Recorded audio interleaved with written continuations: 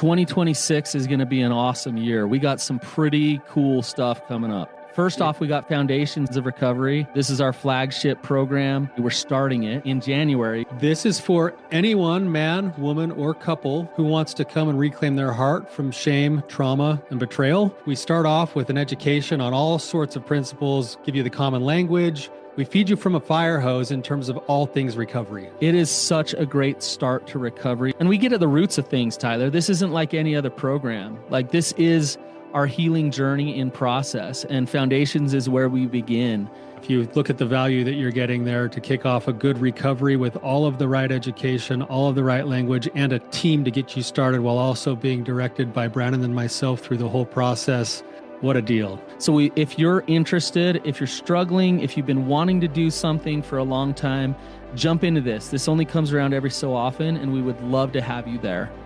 Click the link in the description to sign up for it. And to make it even sweeter, we're also including a raffle for a free pass to the Radiant Dawn retreat. Anyone who signs up for Foundations will be added to the raffle for that free Radiant Dawn pass. If you're a man and you sign up for Foundations, your name still gets entered, and you can give that pass away if you win it to any woman that you want to.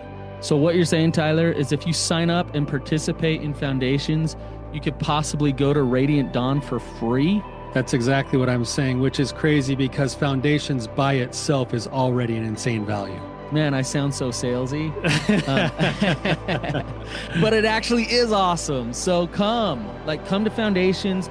And even if you don't come to Foundations, sign up for Radiant Dawn. It's beyond therapy, the best healing experiences that you can have. Click the link below and come join us.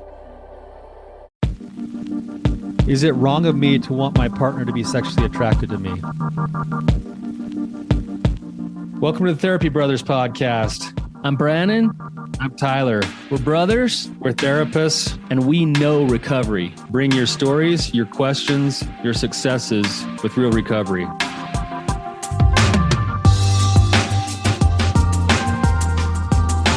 Hey, Tyler, you ready to have some hard conversations? Let's do it. Let the Therapy Brothers podcast begin. Tyler, what's up? How you doing? I'm doing okay. How you doing, Brandon? I'm doing well. What are you up to these days? Anything new, exciting? Just the biggest news. We're just feeling fortunate this weekend. My daughter Madison was in a car accident that totaled her car. Oh, geez. And yeah, so she basically got T-boned by someone running a red light, and luckily the airbags did their job. And she said, I think she had a concussion because she was telling me that all the bright lights were hurting her eyes, and that she's like, I don't remember the airbags going off, Dad, but they went off. I'm like, yeah, you probably knocked yourself out. Oh my gosh. So, geez, was Carson in the car? Or? No, it was just her. And it's weird because they live in a really small town in central Utah where there's more sheep than there are people, you know? Yeah. And she's been in 2 accidents in that town now. So I don't know what's going on down there. That aren't her fault. No, that aren't her fault. In fact, that's what's funny is that she's the one daughter that is the best driver out of the 3 that drive right now. So she doesn't drive like her dad. No, she drives way better than I do, and then her sisters do. But she's the one that gets in the accidents. Yeah, so I don't know how it works. Dang it! Jeez. Yeah. Well, prayers going out to Maddie. Golly. Yeah, thanks. Yeah, yep, maybe we feel really fortunate. I'm gonna text her today. Check in on her. Yeah. So, well, I'm glad she's okay. So, yeah. All right. Well, let's introduce our guest and just get into the conversation, the content here. So, Monique, welcome to the show. Hi. Thank you. Thanks for having me. You're welcome. If you could just give us a little bit of context, a little bit of backstory of what's going on with you, and we'll go from there. Okay. So, my husband and I have been married just over 30 years.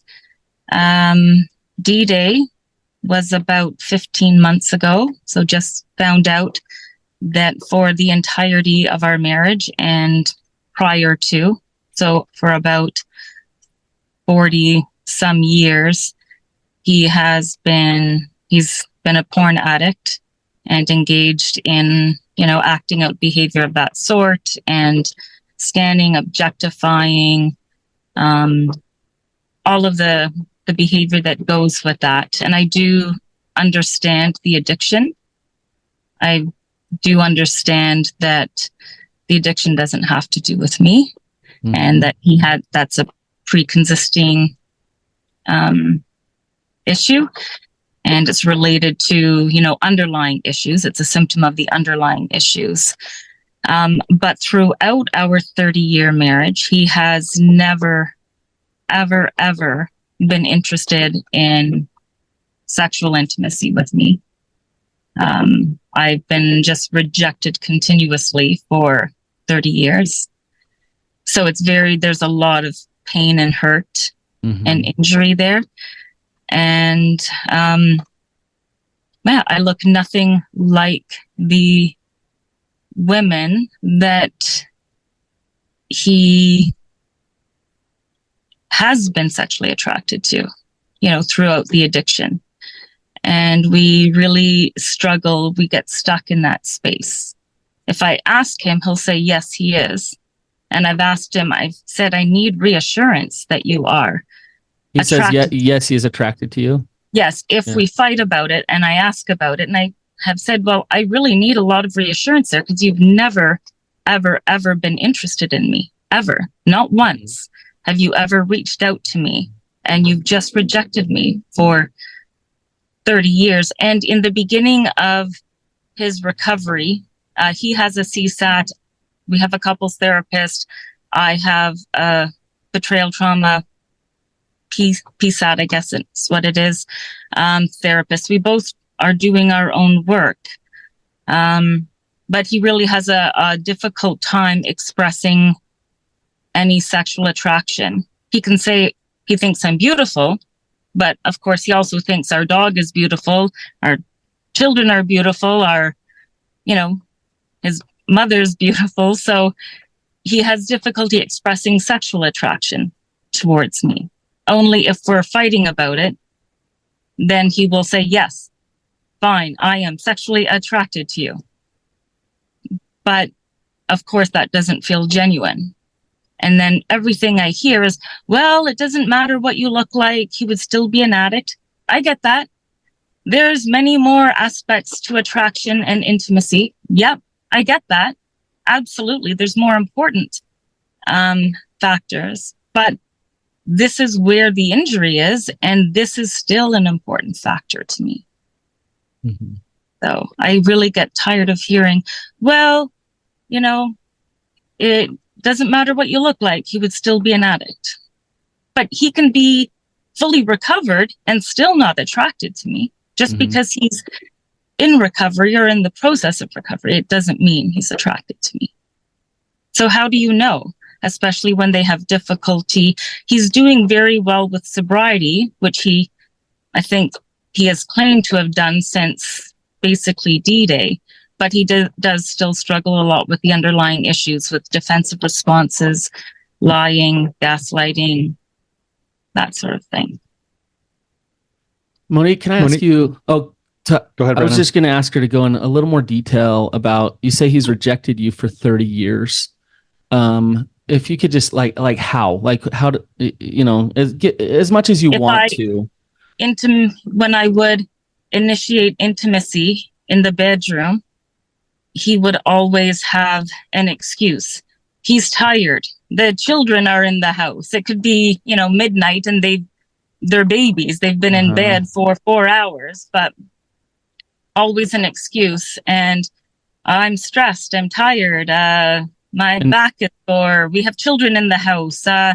It's not a good time. And never initiating himself. Not once throughout our marriage, initiating, not once. Yeah. And so obviously there's some intimacy avoidance there.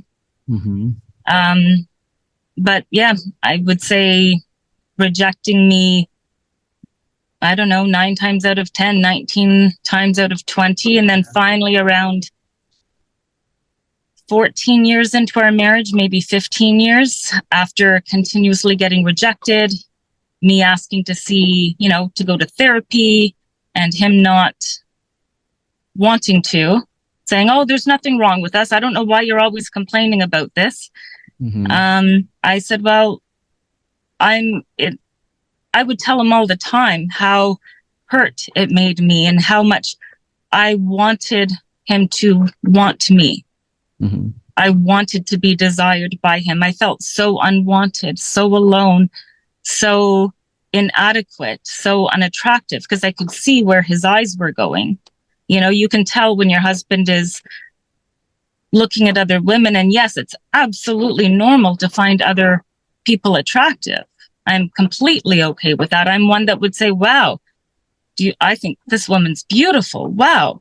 Right. And he might say, yes, oh, she's very attractive. Or he might say, oh, I don't know, her nose is big. But it was never an issue. But when you see them, I'll say objectify someone, you can see them keep going and looking at someone over and over.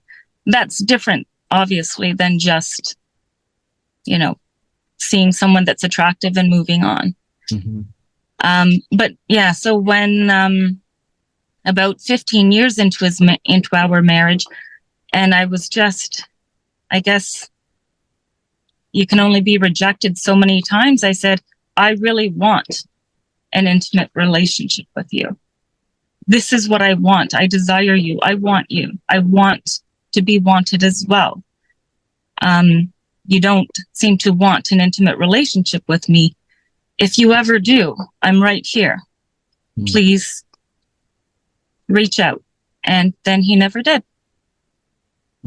So we went 15 years, I guess, basically celibate, just living. Well, we really lived as roommates for 30 years with the occasional, what I would say, one night stand.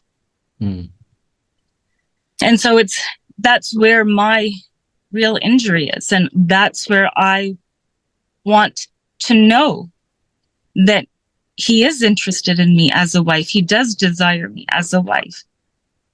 But he struggles to say that unless we're fighting about it. Yeah. In which it sounds very mechanical and disingenuous, of course. Monique, would you know, you've already started to allude to this. I can see it on your face. I can hear it in your voice. But would you just expand a little bit on your own internal process as this has played out over the last, 15 years and then another 15 years so it sounds like the first 15 years you kind of just still tried really hard, did all the pursuing, right.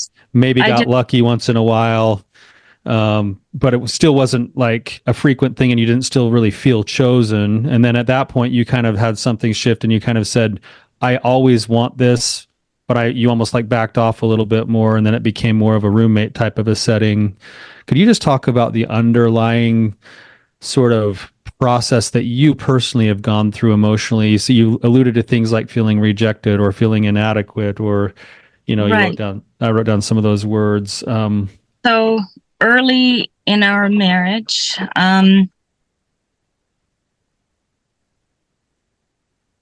knew what, you watch movies, you see TV shows. We hadn't lived together prior to marriage. And I know what it should be. And when he wasn't, including our wedding night, not even interested in me and rejected me on our wedding night, I knew something was just off, not right.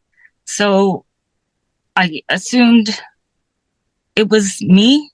I don't know if I assumed right away, but I just kept thinking, oh, what can I do? What can I do to appeal to him? So I tried losing weight, gaining weight, changing my hair. Just assumed it was me and just felt more and more inadequate and that my body shape wasn't what he desired. Because I could see by where his gaze would go what body shape he did desire. So, Monique, Monica, if I say to you, it's not about you, I'm sure you've heard that before. Like, how does that sit with you? If I were to say, Monique, this isn't about you, how does that sit? Yeah, I understand the addiction isn't about me. 100%.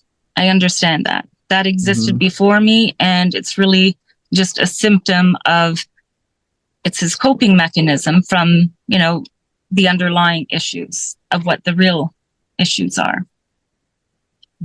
But Monique, how does it sit with you? Not what you understand, not like the rational thing. How does it sit with you when Brennan says that to you? I'm okay with it. I understand it's not about me. I actually think it's completely about you. Hear me out for a second. Don't take that one direction, because you represent something to him that the other women that he has lusted after for years don't represent. You are different than they are. What is it? What are you? How are you different than them to him? I'm the mother of his children. Mm-hmm. So I've even read up on the Madonna whore syndrome or aspect. I'm one that I'll say, fears being rejected by. So there's more fear in that relationship. Why does he fear being rejected by you? Because he loves me. Yeah. So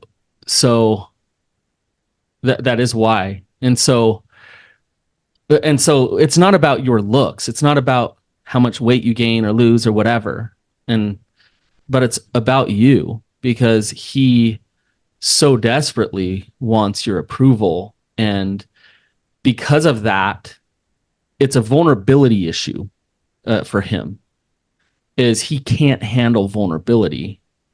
And so it's easier to avoid that and avoid it at all costs than it is to engage and step into those places with you. Yeah. Now, on your end, if you're spinning off like, well, I got to be nicer and I got to be sexier and I got to be this and I got to be that, like you're spinning off into things that like trying to control something that you cannot, which I know is hard to hear, right? Does he have significant trauma in his past? You don't have to get into the specifics, but he has what he would consider little T's. Okay. But not significant trauma. Okay. Any body image issues or anything like that? No, I don't think so. Okay. No, he's, I think, comfortable with his body. He spent 30 years, actually spent, I guess, 28 and a half years completely hiding who he was. Well, over 30 years, yeah. Over 30 years to you, right? 40 years, yeah. We've been married just over 30 years. Right. So why would he do that? Because he's afraid of, he was afraid of being found out. Why? Shame from what he was doing. He does not know that he's lovable. He does not know that he's acceptable. And so then you take intimacy with your partner, with your wife. It's like, well, that intimacy is about vulnerability. Mm-hmm. I have to be naked. We have to emotionally connect. And she'll want to do that more with me. Like, I don't, that's the last thing I want to actually do. So I'm going to get my needs met over there sexually because this is too much work over here. Right. And so it's that sex addiction pairs perfectly with sexual anorexia. How much do you know about sexual anorexia? A lot. I've read pretty much everything I could on it. Yeah. And I understand that. And I know he had sexual anorexia, intimacy avoidance. I do get all that. I understand why the fear of being vulnerable, why the fear specifically with me, because he loved me. I don't know that he really loved me early in our marriage. In fact, post D-Day, when we talked about it, he even said he wasn't sure what love was. He wasn't sure if he ever loved me, or, he said he was attracted to me in that way before we got married, but he wasn't sure if he was attracted to me in that way throughout our marriage. But then he said, but of course now I am. But he's not able to express that unless we are having a hard conversation about it. So I do understand all of those things, but even with all of those things, it still doesn't mean that he's attracted to me. These are the reasons he behaved that way. Yep, get it. But it still doesn't mean that he's attracted to me now or then. Go ahead, Tyler. Please. Yeah, no, I think you're right about that. And this is kind of coming back to the crux of your original question. So I just want to make sure I paint the picture for our listeners here to hear this too, because I think a lot of people will relate to this. Is in the 20 years that or guys, close to 30 years you've been doing this, you've actually gone through your own process of, I'm not attractive to him. Maybe I need to lose weight. Maybe I need to gain weight. Maybe I need to do this. Maybe I need to do that. And if you're not careful, what ends up happening is that starts to rob you of your sense of self. Yeah. And then you're chasing your value through him, and he's never going to be able to give you the answer. And you've kind of caught that now in your recovery and realized, hey, I can't pursue my sense of self through him. It still hurts. I still don't like being rejected, and it feels rejecting, and I feel alone, and I actually really desire this with my partner. And now it's coming back to the crux of your question, saying, okay, I understand that he might struggle with some sexual anorexia, definitely a vulnerability issue. This is the trap, is that now you're stuck and he's saying on a hard conversation, yes, I'm physically attracted to you, but then he still has the vulnerability issue where he won't pursue it. So now you're left going, does he really mean what he says and need to work on his vulnerability, or is he lying to me and he's really just not attracted to me? Because it makes a difference to me, and I kind of want to be in a relationship where I'm attractive to somebody. And it doesn't mean I'm defining myself that way. Yeah, I want to feel desired. I want to feel wanted. And I know what he was attracted to, and I look nothing like that. Monique, the feelings that you're having and the lack of intimacy in your life, and it's collateral damage. It's totally unfair to you. It's excruciating. Yeah, but when I say collateral damage, what I mean is like, it's not about that. Like, you don't have that control. We could say he's not attracted to you because he's rejected you for years, but it's important to understand the reason why. Now, the reason why then informs you and what you do with your recovery and what's in your control. The reasons why, it will help you not take it so personally. And not sexual anorexia is like the ultimate gaslight. It's like, well, I act in, so I keep. Let me explain this. So, addiction does 4 things for people. Now, let's think about his sexual anorexia as a separate addiction than his sexual addiction. Okay, so they're working together. They're working in conjunction. But addiction provides satiation. So, someone who uses like alcohol or pot, like, hey, I can chill out, like satiation. Even porn or sex you can use for satiation. Fantasy is the second one. I can use as an escape. I can get out of the place that I'm in. Reality's too hard. Arousal. I'm bored in life. Excitement. I need some dopamine and excitement. So yes, I got something. So like people that use meth or uppers, what do you know? Sex falls into all 3 of those: satiation, fantasy, and arousal. Now there's a 4th one, and it's deprivation. And you think of that and it's like, why would somebody like deprivation? And if you know anything about anorexia, what does deprivation do? Like, why do people like to deprive themselves of things?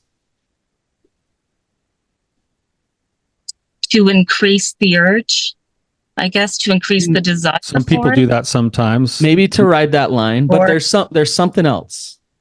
To punish themselves. Sometimes that's true too. These are good ones. Because they don't feel worthy. Yep. what it's mostly about is a feeling and a sense of control. Control and safety. Feel in control because I can force myself not to do this thing. Now, sexual anorexia, where there's a partner involved, that sense of deprivation means that he has to use all these tactics to keep you at arm's length. So he keeps you this at arm's length, this way or that way, or don't let her too close. That's his deprivation tactics to not have to engage intimately with you. Mm-hmm. But he's got to keep you close enough too. So he's got to keep you right at arm's length. So he can't get rid of you, but he also can't let you get too close. Well, he has the natural instinctual thing where he wants a partner. He wants, a marriage. He wants a family. But it's like, oh, I want that, but I don't want to like be vulnerable. Take the risk. And so I'll create this control tactic to keep her at arm's length, right? Now, when he does that, when I say collateral damage, this is totally unfair to you. This is not okay. And this breaks so many boundaries, and you are missing out on such an important part of life because of this. It's not okay, right? So then you look at this and you're like, okay, well, what are my options? I'm going to lose a lot of weight, or, maybe I'll come on to him this way instead, and the spouse starts to crazy make because you try all these different things and it just doesn't work. Right. And then he comes around and he's like, well, I am attracted to you. Bullshit. It sure doesn't feel that way. Right. Okay. So for you to act effectively here, Monique, what is going to help you actually get to where you want with this situation? Do you know? Well, I see it that it's not in my control, right? I have no control over this situation. I can't change the way I look. I mean, to an extent, but and even if you did, that wouldn't be the solution. It's up to him whether you're attracted to who you're attracted to, right? You can only change that so much as well. Like I can't just tell myself, well, now I'm only attracted to this looking this type of person. Monique, if he was married to his dream woman that he has acted out with many times and lusted after online many times, if he was married to her, he'd never come on to her. Do you understand what I just said? I do get it. Yes, I do get it. But he's 15 months into recovery. He's doing well in that aspect. He understands the sexual anorexia, the intimacy avoidance. Is he doing his trauma work around that? Yeah. The deeper work? Well, the parts work. Okay. But it still doesn't mean he's attracted to me. He can come out. He can be, 5-10 years into recovery, but it still doesn't mean that you are attracted to someone, right? Attraction can also be completely separate. Like you don't have to be non-addicts. Find some people attractive and other people not attractive, and some people are just mediocre, but this look over here is really what I find attractive. That is human nature, regardless of whether you're an addict or not. So it's still what you find, what you are physically attracted to is still separate from the addiction. You're exactly right. And I think this is part of where Brandon's building back into with your concern and your question is you're now in this spot where you either have to take what he's saying with the backdrop of what Brandon just kind of pointed out as he's still working a process and he's moving towards that. And he acknowledges there's sexual anorexia and he would need to be leaning into that work individually in his own trauma work, but then also eventually in the relationship by going to work on actually expressing the way that he tells you he feels about you. Or, and this is the hard part, or he's lying to you, and you have to figure out how important it is that you're actually with somebody who's physically attracted to you. And that means your own work on your own value system, what you're getting in the relationship by staying versus how important it is to be with someone who's actually attracted to you. And then following through on what you do have control over, which is only your choices, only your values, only your boundaries, and then letting the chips fall where they're going to fall based off of the choices that you do make. And that's the hard part that I see you being in, is you're kind of in a rock and a hard spot, because if he's actually working recovery and he's actually attracted to you and he actually continues to do his work, eventually he'll learn to be vulnerable, and you guys can add that into your relationship of other things that are already really good. If he's not being honest with you, then in a certain sense, he's stringing you along.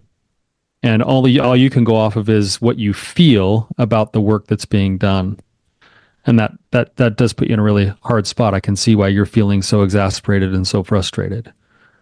He is vulnerable with me emotionally. We talk about a lot of the underlying issues, and we talk about absolutely everything.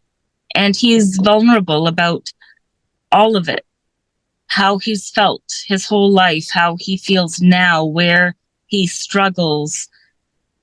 So he's able to be intimately vulnerable now. And he looks for intimacy. I won't say sexual intimacy necessarily. He will look for sexual intimacy now as well. But I want to feel that he's actually attracted to me, desiring me, not just wanting sexual release. Right? So, and I try and explain that. Well, I want to feel that you actually desire me and are attracted to me, that you just aren't looking for sexual release. And when we have those conversations, he will say, okay, fine, I am sexually attracted to you. There. If of course you want to feel that, Monique. Of course you want to feel like he's attracted to you. But my question is if he is attracted to you, or if he isn't attracted to you, let's say we got an answer either way. How does that then inform your recovery? Like then, according to that answer, then what does that mean about your recovery moving forward? I don't know if it means so much about my recovery. I guess it could be healing in my recovery a little bit. Well, a lot of it, I guess. It could be healing that wound, that injury that has, been there for 30 years. But more important than that, because I've gotten, I think, there on my own, that it doesn't mean I'm an unattractive person, because I could be attractive to someone else. Beauty's in the eye of the beholder, right? Not everyone's going to find you attractive. Some will, some won't. Right. But so personally, I think I've gotten there. I've gotten some healing or recovery on my own in that area. But I still want my partner I still want my husband. If he doesn't come on to you because he feels like you're not attractive, or if he doesn't come on to you because of his sexual anorexia and he can't be vulnerable and it has nothing to do with your attraction, either way, it's breaking your boundaries. Either way, you're feeling alone, rejected, and not okay in the relationship, right? And for years, you've been trying to figure out, how can I live in this relationship and have these truths and these important things in my life taken from me, but still survive in this relationship. And what I would say is your recovery is about you really being clear with what your truths are, who you are, and acting in that integrity, regardless of the reasons why he's breaking your boundaries, he is breaking your boundaries, Monique, right? And so then the power gets shifted back into you and back Having into choice. your recovery and having choice about how am I going to respond to this? Let's say he rejects you tonight and you go to him and you're like, well, tell me that I'm attractive, or am I, or are you not, like, versus stopping and saying, okay, how do I act effectively here? Ouch, that hurts. I've been rejected several times in a row now. I feel disconnection from him. I feel lack of desire from him. Okay, what are my steps now for me to find some peace and to have some boundaries here so that I can be healthy in this relationship, right? And the reason why you not feeling like you're attractive and really wanting that answer, I totally get why you want that answer, Monique. But if you're spinning out over there on that, it's going to undermine your ability to show up healthy and effective in the relationship. And that it's like the ultimate gaslight, like I said, because if you're worried about, am I attracted? Is he attracted to me or not? Then you're going to turn back to him and try to get him to validate that you are, or you're going to have resentment and push away from him and be angry. And it's still about him being attracted to you. So the power still sits with him. Are you understanding what I'm saying? I am, but I just don't see how I can fix this. What I can do is decide to leave my marriage, which I don't want to. Which sucks. Or I can just stay like this, how it's been for 30 years, and hope that at some point he could be in full recovery, but still not find me attractive. Or just, I don't know, what options do I have? How do I have a boundary around this? You are going to find me attractive or else? No, that's still about him. Right? Yeah. I think it's more of, where Brandon's going, I think is spot on. And you're getting there, Monique. I hear the conflict inside because you're actually getting there. It's just that you don't like the answers you're coming to. And, when I talk about this in my groups all the time with my people, when they're in a kind of a pinch point, is that oftentimes you have basically 4 options at all times. Maybe the first option is you ask, can I change the situation? And in your case, the answer is yes, but one of the potential solutions is you saying, it's so important to me that someone is naturally attracted to me that I'm not going to stay in a relationship with someone who's not, right? That would be one option. You could change that. You can make different decisions. Yeah. The second option is, and this is the one I hear you wrestling with, is, and this is where I think Brandon's trying to help you go, is you can change how you feel about it. Ask yourself, can I change how I see it and how I feel about it? Because of the way that the story that I'm telling myself right now with the reality of the situation is causing me a ton of suffering. And if I'm going to stay in it, I have to look at a different story that would allow me to suffer less and have more joy. The third one is that, go ahead. Tell myself that it's not important. No, not at all. No. Just don't worry about it. No. So for 30 years, you got really good at surviving. You survived through a lot of pain. And Tyler is not saying go back to survival mode. You described, Monique, you're describing a rock and a hard place. I'm not living my truths and what I really want and desire in my life, but I also don't want to get divorced. I don't want my family to fall apart. And it feels like if I actually step into my truths, that's going to actually dismantle my marriage. And I think what Tyler's saying is, you're between a rock and a hard place. But there is a way to not stay stuck there. And what you really want to do is get educated. I would shift focus. His sexual addiction recovery is good. It's a good thing, but it's not the issue. I would shift focus to his trauma work and really get educated and clear about what is recovery from sexual anorexia and what does it mean to work a recovery program specifically designed for sexual anorexia. And you're not in charge of that.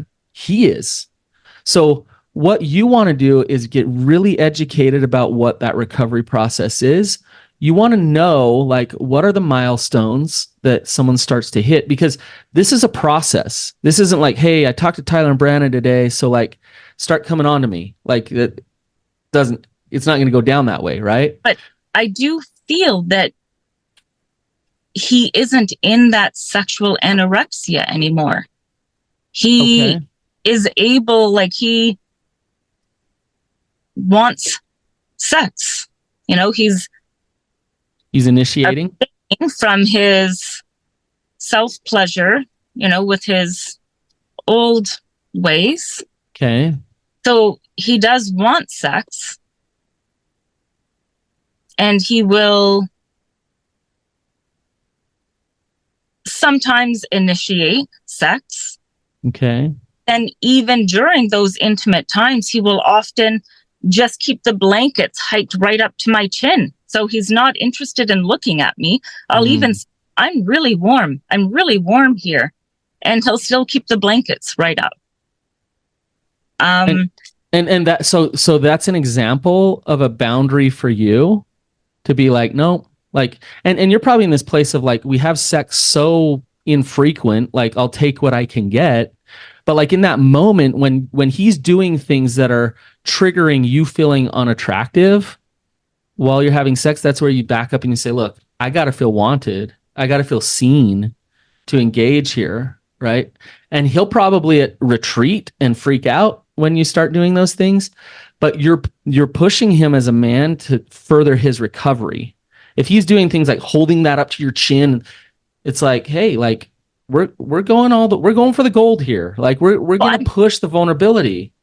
I'm actually doing that even further, where I'm saying, you know, when he's saying, you know, well, maybe we go to bed early tonight, or he'll just, you know, try and initiate sexual intimacy. But I'll be like, hey, you know, I would like to feel desired. I'd like you to be able to express attraction towards me and interest in me, not just, okay, let's have sex. And of course that dullens the moment, or even the lead up to it. But then he doesn't take that extra step. He will say things, well, okay, that dress is sexy. But it doesn't mean you desire me.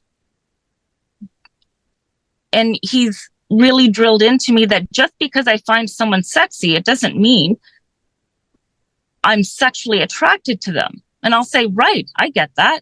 You can look and go, wow, that movie star, wow, she's sexy. It doesn't mean you want them, you desire them. You just find them sexy. So if you're just saying, well, yeah, that dress or that outfit is sexy, that's still not expressing sexual desire. Tell me you want me, that you desire me, that it's me you want, that you are attracted to me. So I do hold that boundary, like, hey, please, I need to feel wanted before we're intimate. Good. And then he'll retreat, and then we kind of go back to being like roommates. Then he'll just, at some point, I guess, want sexual release and say, hey, should we just, you know, go to bed? And it's like, well, you still don't express any interest in me. And it's just like a vicious circle. Yeah. You can hear the void, Brandon. But I have a question for you. How long does it take someone to normalize? Because he used to say, well, I need time to normalize. And, you know, you're looking at the super stimulus and these perfectly photoshopped, implanted, filtered young girls. How, of course, he's not going to find his 50-something-year-old wife attractive when it's the perfect, absolutely perfect, filtered, photoshopped, implanted 20-year-olds that he's been accustomed to for sexual arousal. It's interesting that, you know, and I know we're getting short on time here, but it's interesting that you bring this up, because I hope I hope you can hear both of these things that we're talking about: sexual attraction, sexual intimacy. But really, what you've been starved of your whole life is actually the emotional intimacy around the sexuality. Mm-hmm. And the issue is that he's trained himself to act out sexually in a sealed off kind of a way, which is a physical response, physical issue. And so when you're saying, I want to be attractive, you're saying it, I want to be sexually attractive to you. But that's twisted into and mixed with what I'm really saying is, I want to be desired by you as a person, as a whole human Emotionally, being. spiritually, physically. I want sex to be this complete thing rather than this sealed off thing that we once in a while both or one of us has an orgasm. And Right. it gets all mixed together. And so your question's a good one, because he does need time to recalibrate, but it's not just about the attraction. The issue is that he still has intimacy anorexia going on, because he's leaning into the physical, because you're saying, I want to be sexually attractive to you. And he's like, okay, the easiest part is to go have sex with her. And what you're actually saying is, I want to sit and have a conversation, and I want to feel like you pursued me today in some way, my heart, my soul, my being, and that maybe you gave a compliment of something other than what I was wearing about who I am to you. And he's like, I don't know if I'm ready to do that yet. Like, let's get back to whether or not we have sex. We do have emotional intimacy now, where we engage on meaningful things and meaningful topics, and we hear each other's pain, and we tell each other where we're at. We do engage emotionally. I just feel that's the aspect that's missing, is the physical attraction, or where he gets stuck. I feel I'm emotionally connected to Tyler. Tyler's my brother. Like, I can talk to him about anything. We're connected. We laugh, we cry together. That's all fine and dandy. You can tell when something's off with the other. Yeah, absolutely. And it's a good relationship in my life. It's one of the best that I have. But there's a difference. This is a weird analogy. There's a difference between having that relationship with Tyler and what it means to make love with my wife. And make love with my wife is having that emotional friendship and connection and those type of things. But it's also about like seeing her and her seeing me, and on the deepest levels of intimacy. And if I can't handle the vulnerable aspect of that with her, and I'm like, hey, let's just hurry and have a quickie and like get our needs met and bail, that's not making love.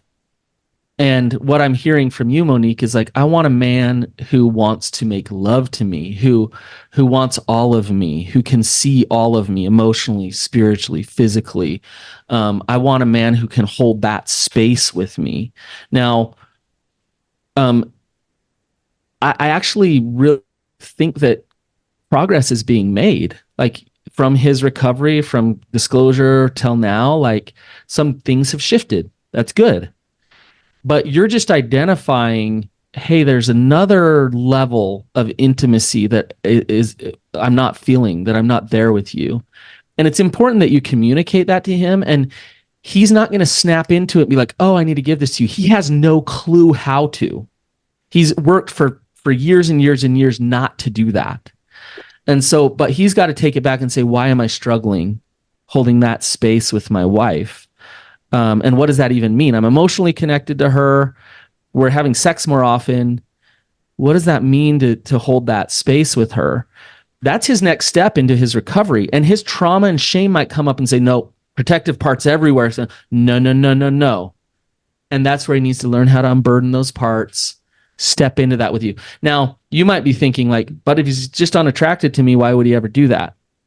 My guess, Monique, and I don't know for sure, is if he were really like working his recovery, you will discover that he is attracted to you, that it is not about him not being attracted. That's my guess, but I don't know. But take one step at a time right now, Monique. Like, some good things are happening. Push that intimacy piece, continue your therapeutic process, and I think things will get better. So I just said a lot. We're running out of time. I know we're out of time here. I want to add one more piece to this, Brandon. Monique, first, thank you. Thank you for your willingness to come on and talk about these kinds of things, because these are hard things to talk about. I can sense and feel the ache in your heart. I feel so bad that there's not someone in your life that can receive everything that I can feel that you want to give. Because I can feel it from you. I want to just speak to your husband, because I know he's going to listen to this. And I'm having the Billy Joel song go through my head. Tell her about it. You need to go listen to it, because the very thing you're most fearful of losing is the thing you're driving away if you don't step into this arena and tell her about it. Because she wants the connection that you are capable of learning to give. Now, with that process, I agree with Brandon. You keep working your process. I hear it. You're hanging in there. You see that there's things happening. I think that's why you continue to hang in there. If it wasn't, I would tell you to leave. But sounds like there's some work happening, and you guys are in process. As he does his own work, and as you continue to do your own work, eventually you guys, I think, would want to look at something like SRT, sexual reintegration therapy.